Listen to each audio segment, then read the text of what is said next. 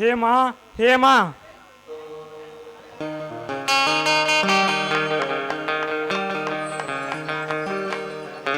ಸ್ವಾಮಿ, ಇದೇನಿದೆ ಮೈ ಕೈಗಳಲ್ಲಿ ರಕ್ತ? ಏನಾಯ್ತು ನಿಮಗೆ? ಹೇಮಾ, ಈ ಊರಿನ ಗರ್ಭ ಶ್ರೀಮಂತ ಈ ಬಡ ಹೇಮಂತನಿಗೆ ಮನ ಬಂದಂತೆ ಹೊಡೆದು ಕಳಿಸಿದ. ಹೇಮಾ, ಮನ ಬಂದಂತೆ ಹೊಡೆದು ಕಳಿಸಿದ. ಸ್ವಾಮಿ, ನೀವು ಹೇಳೋದು ನನಗೊಂದು ಅರ್ಥನೇ ಆಗ್ತಿಲ್ಲ. ಏನಾಯ್ತು ಅಂತ ಸ್ವಲ್ಪ ಬಿಡಿಸಿ ಹೇಳಿ. ಹೇಳುತ್ತೇನೆ ಹೇಮಾ, ಹೇಳುತ್ತೇನೆ. ಆ ನರನಾಗನ ಹೊಲದಲ್ಲಿ ನಮ್ಮ ಜೋಡು ಎತ್ತುಗಳು ಅವರ ಬೆಳೆ ನಾಶ ಮಾಡಿದ್ದೇವೆ ಎಂದು ಈ ರೀತಿ ಹೊಡೆದು ಕಳಿಸಿದ್ದಾನೆ. ಹೇಮಾ, ಈ ರೀತಿ ಹೊಡೆದು ಕಳಿಸಿದ್ದಾನೆ. ದೇವ್ರಿ, ನಾನೀಗೇನ್ ಮಾಡ್ಲಿ? ನನ್ನ ಮೈದನ ಬೇರೆ ಮನೆಯಲ್ಲಿಲ್ಲ. ರೀ, ಬನ್ನಿ, ಮೊದಲು ಆಸ್ಪತ್ರೆಗೆ ಹೋಗೋಣ ಬನ್ನಿ. ಬೇಡ ಹೇಮಾ, ಬೇಡ. ಬಿಡಿ ಸ್ವಾಮಿ, ಈ ಸಮಯದಲ್ಲಿ ಹಾಗೆಲ್ಲ ಹಠ ಮಾಡಬಾರ್ದು. ರಕ್ತ ಬೇರೆ ತುಂಬಾ ಸುರಿತಾ ಇದೆ. ಬನ್ನಿ ಹೋಗೋಣ. ಬೇಡ ಹೇಮಾ, ಮೊದಲೇ ನನ್ನ ತಮ್ಮ ಮೊದಲೇ ಕೋಪಿಷ್ಟ. ಈ ವಿಷಯ ಅವನಿಗೆ ಅರಿತು ಹೇಳಬೇಡ. ಅನಾಹುತಕ್ಕೆ ಅವಕಾಶ ಮಾಡಿಕೊಡಬೇಡ. ಹಾಗಾದ್ರೆ ನಾನು ಏನ್ ಮಾಡ್ಬೇಕೆಂಬುದೇ ನನಗೆ ತೋಚ್ತಾ ಇಲ್ಲ. ನಾನು ಏನ್ ಮಾಡ್ಲಿ? ಹೇಮಾ, ಒಳಗಡೆ ಹೋಗಿ ಸ್ವಲ್ಪ ಅರಿಶಿನ ತೆಗೆದುಕೊಂಡು ಬಾ. ಆದ ಗಾಯಕ್ಕೆ ಹಚ್ಚುವಂತೆ. ಆಯ್ತು ಸ್ವಾಮಿ, ಈಗಲೇ ತರ್ತೀನಿ.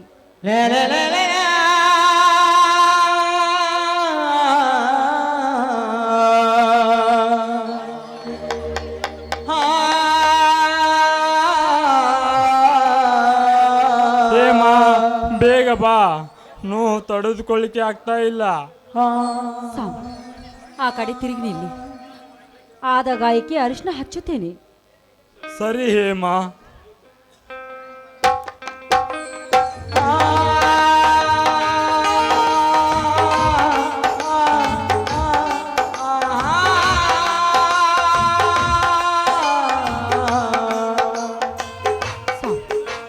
ಮತ್ತೆ ನೋವು ಎಲ್ಲಿ ಆಗ್ತಾ ಇದೆ ಅಂತ ಹೇಳಿ.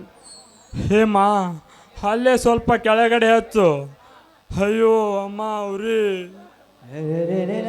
ಕಡಿಮೆ ಆಗುತ್ತೆ, ಸಮಾಧಾನ ಮಾಡಿಕೊಳ್ಳಿ.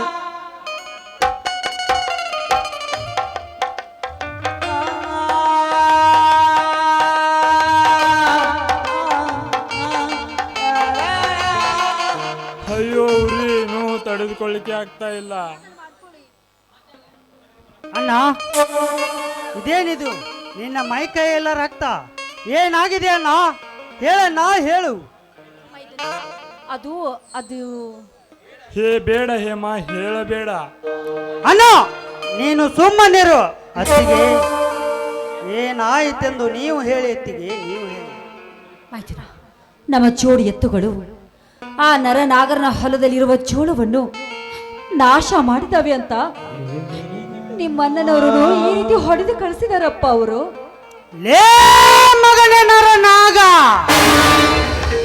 ಏನು ಅರಿಯದ ನನ್ನ ಪ್ರಾಣಕ್ಕೆ ಪ್ರಾಣವಾದ ನನ್ನ ಅಣ್ಣನನ್ನು ರಕ್ತ ಬರುವಂತೆ ಹೊಡೆದು ಕಳಿಸಿದೀಯ ಮಗನೇ. ಇಂದು ಈ ಭೂಮಿಯ ಮೇಲೆ ನೀನಿರಬೇಕು, ಎಲ್ಲ ನಾನಿರಬೇಕು. ಎರಡರಲ್ಲಿ ಒಂದು ತೀರ್ಮಾನವಾಗಲೇಬೇಕು ಮಗನ. ಬಂದೇ ಬರುತ್ತೇನೆ ಈ ವೀರ ಪರಶುನೊಂದಿಗೆ. ನಿಲ್ಲು ರಾಜೇಂದ್ರ, ನಿಲ್ಲು. ಆವೇಶ ಪಡಬೇಡ, ಸ್ವಲ್ಪ ಸಮಾಧಾನ ಮಾಡಿಕೊ. ಸಮಾಧಾನ ಸಮಾಧಾನ ಸಮಾಧಾನ ಎಲ್ಲಿದೆ ಈ ನಿನ್ನ ತಮ್ಮ ರಾಜೇಂದ್ರನಿಗೆ ಸಮಾಧಾನ? ನಿನ್ನನ್ನು ಈ ರೀತಿ ಹೊಡೆದು ಕಳಿಸಿದ್ದಾನೆ. ಅದನ್ನು ನೋಡಿ ನಾನು ಸೆಂಡನಂತೆ ಸುಮ್ಮನೆ ಕುಳಿತಲ್ಲ. ಇಲ್ಲ, ನಾ ಇಲ್ಲ, ಎಂದಿಗೂ ಸಾಧ್ಯವಿಲ್ಲ. ನಿಮ್ಮಣ್ಣನವರು ಹೇಳೋ ಮಾತನ್ನ ಸ್ವಲ್ಪ ಕೇಳು.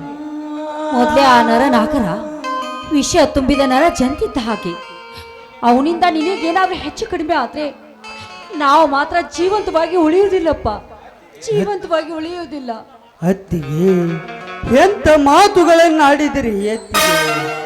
ಈ ನಿಮ್ಮ ಮೈದುನನ್ನ ಕೈಲಾಗದ ಹೇಡಿ ಎಂದು ತಿಳಿದಿರುವರ? ಇಲ್ಲ ಅತ್ತಿಗೆ, ಇಲ್ಲ.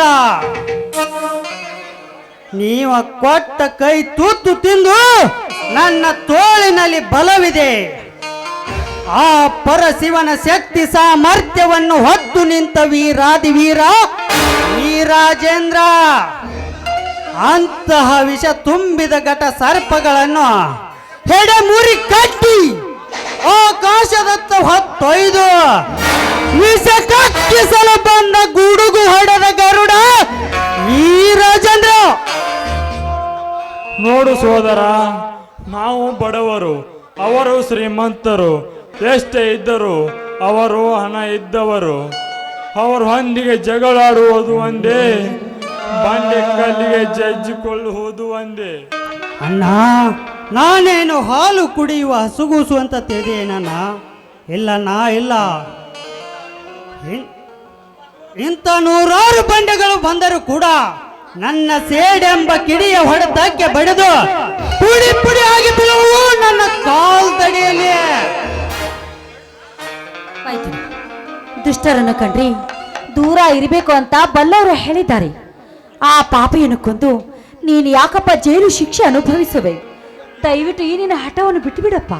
ಅತ್ತಿಗೆ, ಘಟ ಬಿದ್ದರೂ ಹಠ ಸಾಧಿಸದೆ ಬಿಡುವನಲ್ಲ ಈ ರಾಜೇಂದ್ರ. ಅವಾಗ ಅವರ ರುಂಡಗಳನ್ನು ಚಂಡಾಡಿದಾಗಲೇ ಈ ನಿಮ್ಮ ಮೈದುನನ ಆತ್ಮಕ್ಕೆ ಶಾಂತಿ.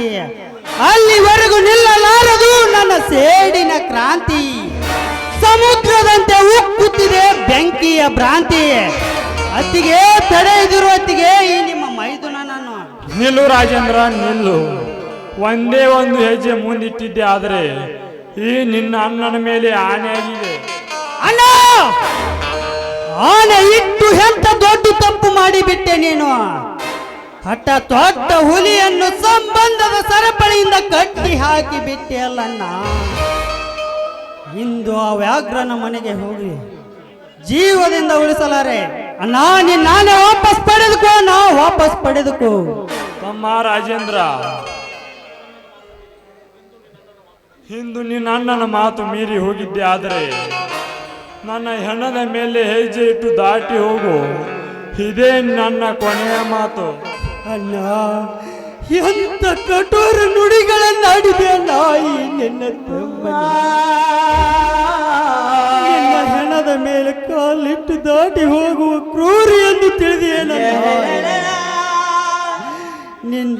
ನಿನ್ನ ರಕ್ತದ ಮಡಿವಿನಲ್ಲಿ ಹರಿಯುವ ರಕ್ತವನ್ನು ಕಂಡು ನನ್ನ ಕಣ ಕಣದಲ್ಲೂ ಕೆರಳಿತು ವಾಗ್ನಿ ಎಂಬ ಜ್ವಾಲೆ.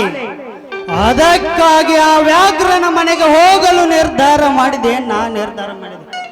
ಆಯ್ತು, ಒಂದು ಕೂದಲು ಎಳೆ ಕೂಡ ಕೊಂಕಾಗದಂತೆ ನಾವು ನಿನ್ನನ್ನು ಸಾಕಿ ಬೆಳೆಸಿದ್ದೇವೆ. ನೀನು ಆ ನೀಚನ ಮನೆಗೆ ಹೋಗುತ್ತೀನಿ ಅನ್ನೋ ಮಾತನ್ನು ಕೇಳಿ ನಮ್ಮ ಕರುಣೆ ಕಿತ್ತು ಬಂದಂತಾಯ್ತಪ್ಪ. ನಿನ್ನ ನುಡಿಯನ್ನು ಕೇಳಿ. ಅಲ್ಲ ಅತ್ತಿಗೆ, ಈ ನಿಮ್ಮ ನೆರಳಿಗೂ ಸಹ ನೋವಾದರೂ ಅದನ್ನು ತಡೆದುಕೊಳ್ಳುವ ಶಕ್ತಿ ನನಗಿಲ್ಲ.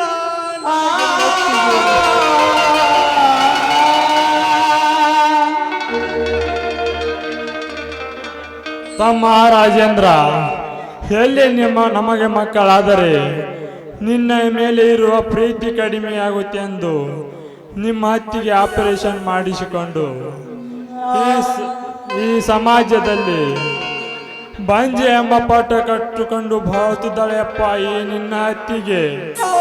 ಅಲ್ಲ ಅತ್ತಿಗೆ, ಈ ನಿಮ್ಮ ತಮ್ಮನ ಮೇಲೆ ಎಷ್ಟೊಂದು ಪ್ರೀತಿ, ಕರುಣೆ, ವಾತ್ಸಲ್ಯ. ಅತ್ತಿಗೆ, ಈ ನಿಮ್ಮ ಋಣವನ್ನು 7 ಜನ್ಮ ಎತ್ತಿ ಬಂದರೂ ತೀರಿಸಲಾಗದತ್ತಿಗೆ.